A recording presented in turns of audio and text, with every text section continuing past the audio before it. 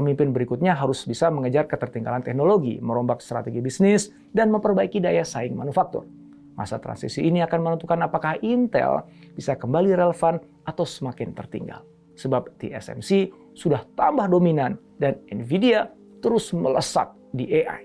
Ditunjuknya David Zinsner dan Michelle Johnston Holthaus sebagai co-CEO sementara menunjukkan bahwa Intel masih mencari arah. Sebab keduanya bukan pemimpin teknis. Zinsner ahli di keuangan dan Holthaus kuat di strategi bisnis. Ada nama lain yang mulai disebut-sebut, yaitu Lip-Bu Tan. Meskipun belum jelas apakah Tan memang kandidat yang tepat. Yang jelas, Intel butuh pemimpin yang bisa membawa perubahan nyata, bukan untuk sekedar bisa bertahan. Ada 3 pelajaran penting yang bisa kita petik dari perjalanan Intel. Pertama, tentang strategic myopia, atau pandangan strategis yang terlalu sempit. Intel pernah menjadi raksasa semiconductor, tetapi posisi itu justru membuat mereka terlambat melihat perubahan-perubahan besar.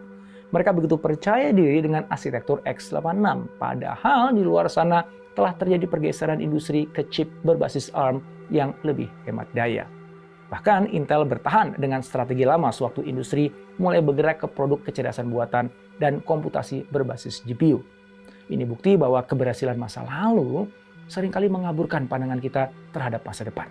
Padahal perusahaan apapun perlu terus mempertanyakan strategi masing-masing sebelum dipaksa berubah oleh perkembangan industri. Kedua, tentang innovators dilemma. Ini terjadi ketika perusahaan besar enggan mengadopsi teknologi baru. Mereka takut bisnis intinya terganggu. Begitupun Intel.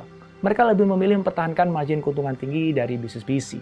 Meskipun sebetulnya mereka punya semua sumber daya untuk bersaing di industri chip mobile dan AI. Sementara itu, Nvidia dan TSMC justru berani mengambil risiko. Mereka berinvestasi besar-besaran di teknologi masa depan. Jadi itulah tantangan besar bagi perusahaan mapan. Memang tidak mudah untuk berani mengorbankan sesuatu yang sudah nyaman demi masa depan yang belum pasti. Tapi di dunia bisnis, bukankah keberanian seperti itu yang justru membedakan pemimpin dari pengikut? Yang ketiga, tentang strategic leadership, atau kepemimpinan yang berani dan bertindak tepat waktu. Visi besar tidak akan berarti kalau tidak cepat dieksekusi secara konsisten. Intel memiliki banyak peluang, tetapi eksekusinya sering terlambat dan kurang fokus. Contohnya ketika mereka menolak mengakuisisi Nvidia. Begitupun ketika mereka terlambat mengadopsi teknologi manufaktur terbaru. Semua itu menunjukkan bahwa kepemimpinan bukan hanya soal melihat peluang. Kepemimpinan juga tentang keberanian bertindak sebelum didahului pesaing. Bertahannya sebuah perusahaan bukan hanya karena pemimpinnya paham industri, tetapi juga karena sang pemimpin mampu mengarahkan organisasi ke arah perubahan yang diperlukan.